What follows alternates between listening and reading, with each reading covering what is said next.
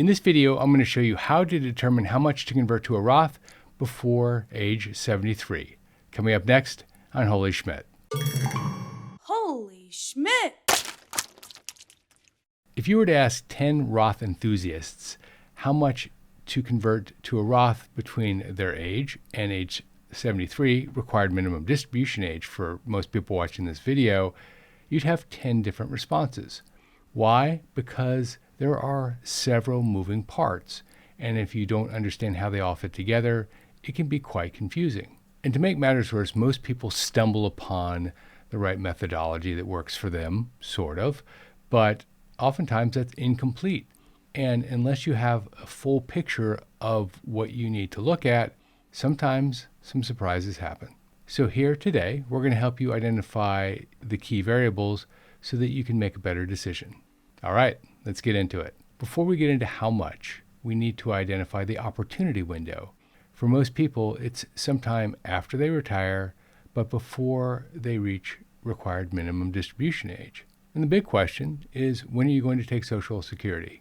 If you wait, you're going to have one set of options. If you don't, you might have another. And just for good form, you also need to identify when your required minimum distributions begin. If you were born between 1951 and 1959, that's age 73. If you were born in 1960 or later, that's age 75. Now let's picture who this might be. It may not be you exactly, but you can take this information and adjust it. Picture someone who's age 64. They're waiting until age 70 to take Social Security, and their intent is to live on savings between age 64 and age 70. And oh, by the way, they stopped working, so they don't have income coming in from their job. With this fact pattern, on paper their income looks small, more than likely. And because their income looks small, they're a perfect candidate for Roth conversions. During the gap years, the years after someone retires but before RMDs begin, before Social Security is claimed, there are some really big advantages for someone who is living on savings alone. During those years, you have inexpensive tax brackets. And with those low tax brackets, Roth conversions become a really good opportunity. Later, Social Security and required withdrawals are going to happen, and they will fill those tax brackets. But now you have a shot. So the first question is, how much can you move every year without moving into the next tax bracket? And if moving into the next tax bracket is still okay, how much can you withdraw without moving into the tax bracket above that?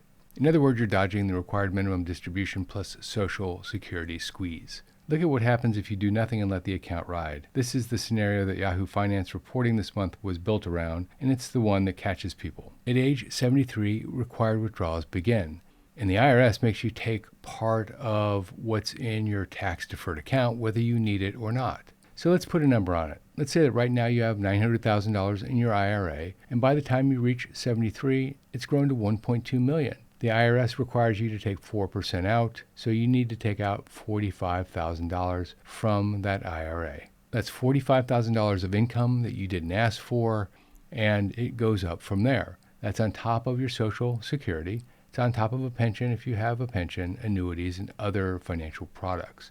In other words, you now have, potentially anyway, a higher tax base. Two things then are happening at once. First, a couple that was, say, in the 10 or 12% bracket can get pushed into the 22% bracket when required minimum distributions happen. The second is the Social Security tax trap. For couples that earn more, report more, their income goes up, and the likelihood that their Social Security payment is going to be taxed goes up.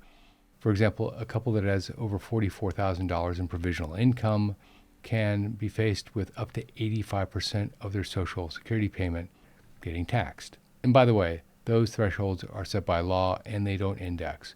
So as time goes on, that threshold, that $44,000 threshold for a couple, stays at $44,000. And the uncomfortable part, a couple that thought that they were saving on taxes by deferring Social Security until later has actually pushed themselves into a higher tax bracket. Gang, one of the problems with Roth conversions is that there isn't just one number to manage.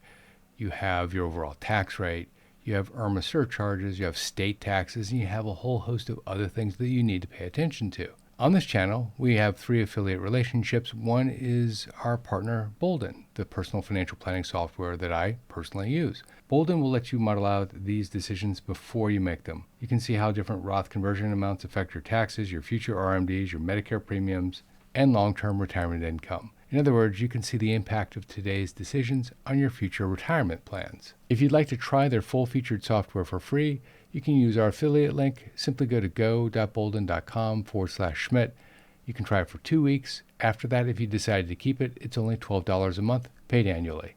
So now let's talk about how much room you might actually have for a Roth conversion while still staying in a lower tax bracket. So how much can you move? Well, for a couple in their retirement years, the number is often $100,000 to $150,000, depending on a couple of different things. Picture a married couple, both 66, both retired, not yet collecting Social Security because they're waiting to age 70 for a larger check. They live off of savings plus a brokerage account, so their taxable income is low before any Roth conversions, that is. They also have $900,000 in an IRA. So let's look at their picture. Start with the deductions. As a couple who are both 65 or older, their 2026 standard deduction is about $35,500. That's the $32,200 base plus an additional $1,650 for each spouse. That comes directly from the IRS figures. Now, the top of the 12% bracket for a married couple filing jointly is $100,800 in 2026. Add the deductions on top, and you have about $136,000.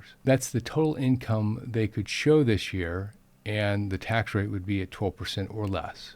Additionally, there was a 2025 tax law change that added an additional $6,000 per person for someone who's over 65. That's a total of $12,000 that does expire after 2028, so it's something that you should strongly focus in on now. In fact, I'll put a video at the end of this video talking about that. That lifts the ceiling to about $148,000. That retiree deduction, 65 plus deduction, does phase out at higher incomes though, so that's something to pay attention to. So if their other income is small, that couple has the opportunity to convert a very large amount from their IRA to their Roth at 10 to 12%. One viewer on our live stream this week put it simply. He said that he wants to convert as much as he can between now and the time the window closes at 10 to 12%. That was his target. And the payoff, well, if you don't do the conversion today and you leave it in the IRA, when required minimum distributions hit, you could be faced with 22%. And that's on top of possibly a higher tax on Social Security. It becomes real money. Now, when you're doing this, there's something you need to pay attention to, and that's the IRMAA cliff. Now, here's where a smart plan can backfire. It's called IRMAA, Income-Related Monthly Adjustment Amount, and it is a surcharge on Medicare Part B and Medicare Part D premiums based on income. And IRMAA has its own brackets, but unlike a tax, which has part of your income taxed at a lower rate and part at a higher rate, once you cross this bracket, you pay the entire IRMAA surcharge. The beginning level is $218,000 if you're married, filing jointly, and $109,000 if you're single. If you go over that threshold by even $1, you pay an additional $1,150 in IRMAA surcharges if you're single. If you're married, you double the number. And because Medicare looks back at your income from 2 years ago, a large conversion you do in 2026 would have the IRMAA surcharge in 2028. And this, by the way, is the reason you don't empty your IRA in one heroic year, because even if you somehow are comfortable with the amount that you're going to pay in additional taxes, your IRMAA surcharge will be large, in many cases anyway. The move is to spread the conversions over several gap years, keeping one eye on your tax bracket, the other on your IRMAA surcharge. Now, there are 3 things that change the number. The first is when you claim Social Security. The year you claim, that income starts filling your lower bracket and your provisional income climbs, which leaves less room for conversions. For a lot of people, the years between retiring and claiming are the richest conversion years they will have. The second is a working spouse. Now, a lot of people say, well, if my spouse is working, can I still convert? Yes, you can, but their paycheck is still income. And that income fills the lower brackets first, so the amount that you can convert may become less. Third is the 5-year clock, and each conversion starts its own 5-year clock. Now, with the clock, a penalty usually applies only if you're under age 59 and a half and still inside the 5-year window. For most retirees over 59.5, it isn't a problem. Now, on a practical note, when you do the conversion, you should try to plan to pay for the tax on that conversion with money outside of the account. Why? Because you're shrinking the very thing that you're trying to grow. And timing within the year matters. A lot of people convert at the end of the year or near the end of the year when they can see what their income looks like. They have a much clearer picture in, say, November or December than they do in January or February. Gang, how prepared are you for retirement, really? A lot of people think they're more prepared than they really are. That's why I developed the Retirement Readiness Quiz. It's a short 15-question quiz so that you can see for yourself how prepared you are. The best part, at the end, you will receive a 12-page report absolutely free, no credit card, no phone number, nothing like that. You'll also be put on our list and you'll get helpful tips, tricks, and other useful information about 3 times a week. If this is of interest to you, go to holyschmidt.com/quiz, fill out the 15 questions. It takes about 2 minutes, and your report will be sent to you instantly. There are 2 more lines a conversion can cross. The first is your ACA subsidy, if you're receiving health insurance through the ACA marketplace. Those premiums are tied to income. The more you earn, the less subsidy you have, and a large conversion is considered income. So a conversion that looks cheap on your federal brackets can actually cost you a lot of money in increased health insurance costs. For retirees, this often means going lighter on your Roth conversions until you reach age 65, the age at which you take Medicare, and then you lean more into it between ages 65 and 73. The second is the state. Some states tax retirement income heavily, others tax it lightly, some don't tax it at all. It just depends on your specific state's situation. The conversion that might make sense in one state might not make sense in another. So if you're planning on moving, consider the move before you start your Roth conversions. At least examine what the numbers look like. None of this, by the way, changes the core idea, but it widens the picture. You have better information, and you can make better decisions with better information. Now, there are times when a Roth conversion doesn't make sense. A Roth conversion isn't for everybody, and you'll see a lot of people in the comments section on this channel have vibrant debates about this point. If you're in a high tax bracket, and let's say you have a pension or something like that coming in, and you expect to be in a high tax bracket in the future, well, a Roth conversion might make less sense because you're not taking advantage of the low tax bracket bucket. If your traditional account is modest, the whole exercise might not move your tax bill enough to bother with. If you have strong charity plans, there's a tool available at age 70.5 called a qualified charitable distribution, and if it's the right type of charity, you can take money directly from your IRA, send it to the charity, and you don't pay tax when the money comes out at all. And the opposite is also true. Under current law, non-spouse recipients of an inherited IRA have 10 years to liquidate that account.